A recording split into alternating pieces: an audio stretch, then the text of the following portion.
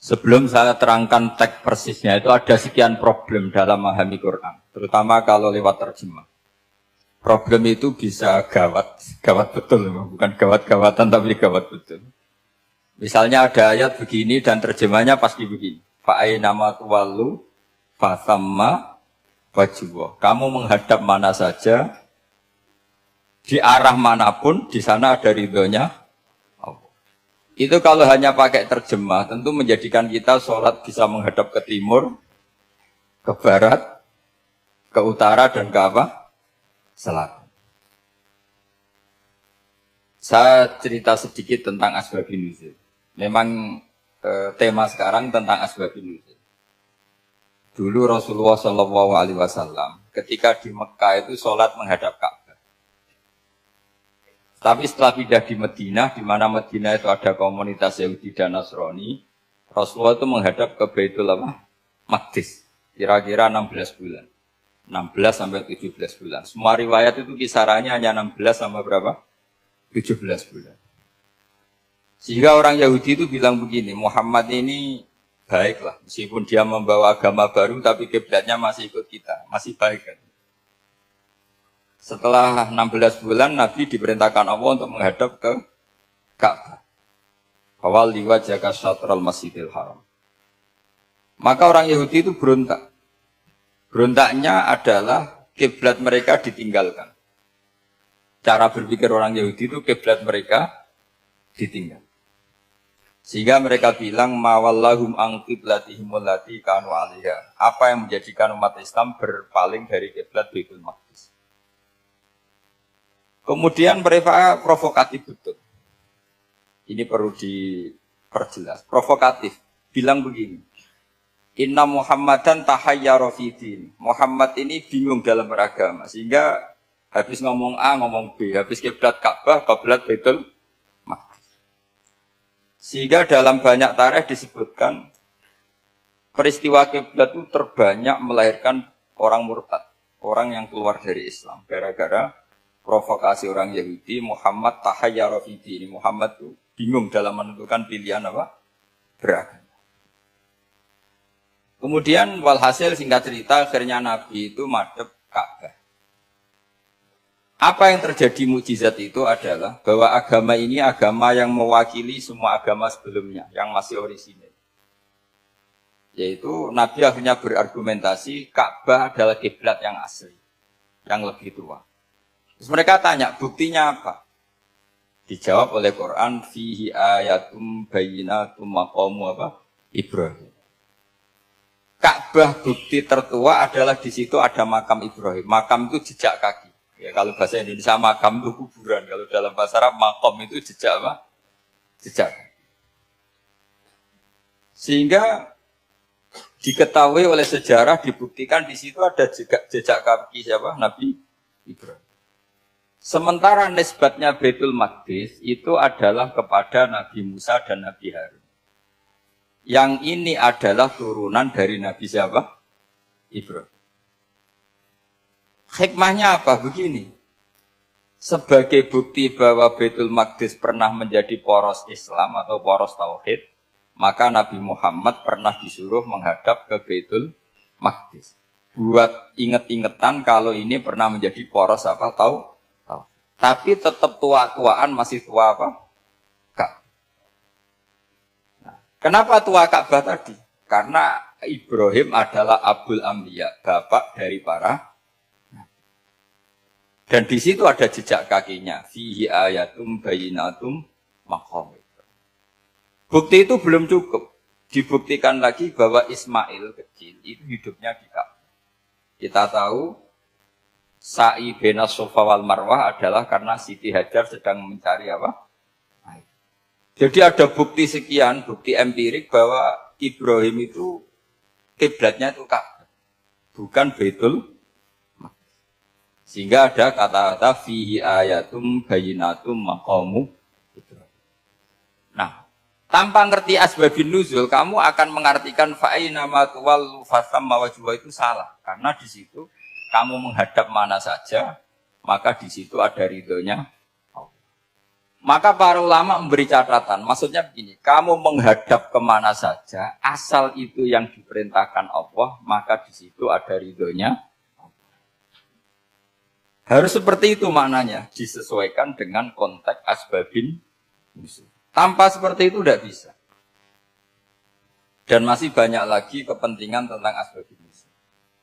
Jadi problem sekarang adalah banyak mufassir yang hanya mengartikan dari terjemah. Itu bahaya sekali. Jika ada orang yang menikah secara mut'ah, itu kan mirip kayak transaksi zina. Mereka berdalil famastam taktum bihi minhunna fa'atuhunna ujurahun. Perempuan yang sudah kamu nikmati, yang penting kamu bayar. Terjemahnya seperti itu. Karena ujur itu jamaknya ujroh. Itu fatal sekali. Padahal ayat itu begini, settingannya begini, setting siakul kalamnya atau asbabun nuzulnya begini. Ini sekaligus, memang saya sengaja ngaji dengan tema yang berat, bentuk penghormatan pada yang ngaji. Kalau temanya ringan kan kayak TPQ. Jadi ini supaya gue keren-kerenan, ini ada doktor, Pak Oni pernah dekan Fakultas Hukum. Jadi kalau saya nanti salah tinggal ditangkap saja, gampang kan? Tapi nangkap saya berurusan dengan Tuhan. Kalau orang dekat Allah itu yang tanggung jawab itu Allah. Jadi dia bisa menang di kepolisian tapi kalah di hukum Tuhan. Jadi, kalau berhadapan-hadapan dengan saya. Begini asbabun nuzulnya begini. Wal muhsanatu minan nisa yang awal juz 5 itu ya kita santai aja. Yang awal juz 5 itu sebetulnya maktuf diatafkan pada ayat hurrimat alaikum ummahatukum wa banatukum wa akhwatukum wa ammatukum wa kholatukum wa banatul akhi wa banatul ukhti. Jadi perempuan yang haram dinikah itu ada 7. Yang faktor nasab, yaitu siapa? Ibu, putri, saudara putri, bulik dari bapak, ammah itu bulik dari bapak, kholah itu bulik dari ibu, keponakan dari saudara lelaki, keponakan dari saudara perempuan. Ini disebut haram karena nasab gen. Kalau orang Jawa bilang hanya 4 karena ngitungnya bulik baik dari bapak maupun ibu. Kalau orang Jawa bilang kan bulik terus keponakan dihitung 1. Padahal ada keponakan dari saudara lelaki, ada keponakan dari saudara apa? Perempuan. Wa banatul akhi wa banatul ukhti. Terus kedua haram karena rodok. Kita tahu dalam hukum Islam rodok adalah sama dengan nasab. Jadi ibu yang pernah menyusui kamu berarti jadi ibu kamu. Dan saudara sepenyusuan berarti menjadi saudara kamu. Ini disebut wa ummahatukumul lati arda'nakum wa akhwatukum minar rodok. Terus ketiga haram karena musoharoh, karena besanan. Jadi pagi ini misalnya saya nikah dengan Sri, bilang qabil tu nikaha wa taswijaha bil mar'il madkur. Setelah nikah dengan Sri ini otomatis ibunya dia menjadi mertua. Otomatis haram saya apa? Nikah. Ini namanya haram karena musuh. Atau kamu punya anak Zaid. Zaid pagi ini akad dengan Sri. Berarti Sri adalah menantu Anda. Otomatis haram bagi Anda. Itu namanya haram karena musuh. Karena bisanan. Itu yang disebut waroba haram-haram itu kan terus itu wa ummahatu nisaikum ibu dari istri-istri kamu. Memang ini agak jelimet, tapi memang syaratnya mufassir harus biasa jelimet. Jangan hanya nyari partai ayat-ayat untuk kepentingan partai. Wah itu ngeri. Kacau Quran dipakai kampanye. Terus itu berarti sudah 3 kan, haram karena nasab, karena rodok, haram karena musoh. Terus yang keempat ini, haram yang bukan karena sebab pada seorang perempuan, tapi karena istri orang. Disebut wal muhsanatu minan nisa. Haram menikahi perempuan yang masih milik orang lain. Nah, orang lain yang menikahi ini, istilahnya Allah adalah lelaki yang menikahi perempuan ini adalah lelaki sing muhsini ghairu musafihin, secara nikah yang sah. Nah, nikah yang sah itu begini dalam hukum fikih Islam. Saya nikah dengan Sri, kalau hanya akad, itu saya wajib bayar mahar hanya separuh. Jadi kalau saya janji bayar 1 miliar, berarti wajib bayar berapa? 500 juta. Kalau janjinya 100 juta hanya bayar 50 juta. Itu yang wajib bil akdi. Nanti wajib sepenuhnya nunggu bil jima. Kalau sudah hubungan intim baru wajib 100%. Jadi kalau ada di Jawa, nikah dengan seperangkat alat sholat itu yang atasannya tok, itu wajib karena akad. Nanti bawaannya nunggu setelah hubungan apa? Intim. Nah, ini hukum Quran, bukan hukum saya. Makanya kan wa in talaqtumuhunna min qabli an tamassuhunna, saat terus fanis suma faradtum. Hanya wajib bayar setengah.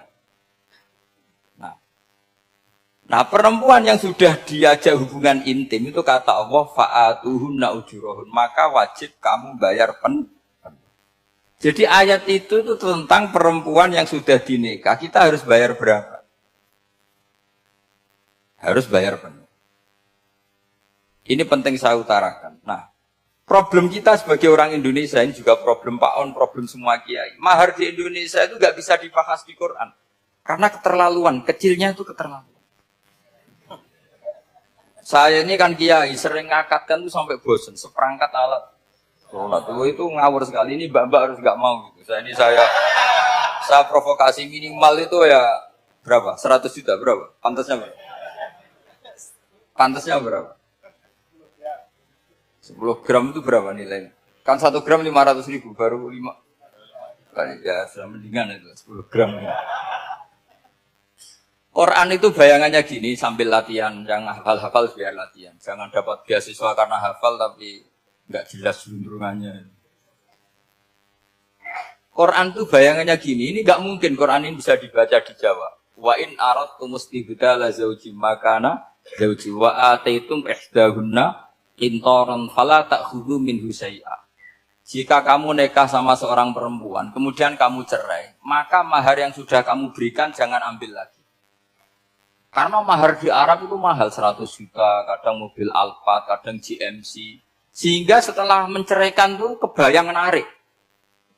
Kok enak, dulu saya memberikan itu kan dapat servisnya, sekarang sudah saya cerai, saya tarik. Kalau mahar di Indonesia kan seperangkat alat sholat. Jadi gak kebayang, ada kalimat fala ta'khudhu minhu syai'a, jangan ambil lagi. Kebayang ngambil aja enggak? Apalagi kalau nikahnya sudah 2 tahun kan sudah lusuh, sudah. Tapi kalau di Arab itu kebayang karena mahal. Makanya orang Arab suka nikah orang Indonesia karena murah. Jadi bahasa kintoron itu harta yang enggak ternilai. Wa ataitum ihdahunna kintoron. Yang enggak ternilai, mahal betul. Itu pernah saya hitung, ada yang mahar itu 400 juta, ya sekira segitu. Nah, makanya setelah dicerai, Allah memperingatkan setelah kamu kasihkan, ya jangan minta lagi.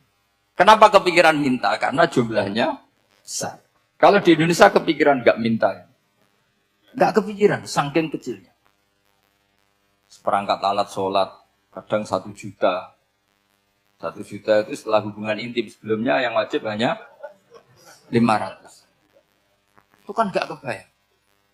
Makanya susah ngartikan Quran di Indonesia, kadang susah karena kadang terlalu.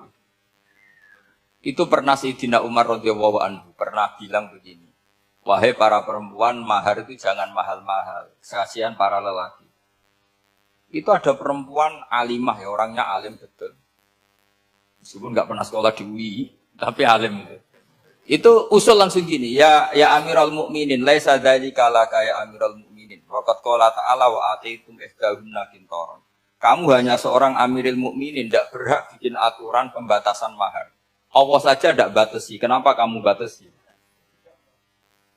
Sehingga dulu yang namanya nikahnya Sulaiman Agung atau Jamaluddin siapa Ratu Agung itu, kalau hadiah sampai tas mahal itu. Ini kan dari bahasa Arab mumtaz mahal. Mumtaz itu istimewa, mahal itu tempat. Dia punya istri yang sangat dicintai, dikasih hadiah mumtaz mahal. Terus ilat Jawa jadi apa?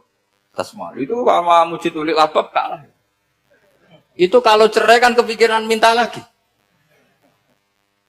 Dikasihkan yang baru. Tapi kalau di Indonesia tidak mungkin karena apa tadi? Seperangkat alat sholat. Begitu nyari yang murah lagi. Yang bagus kitanya, bungkusnya.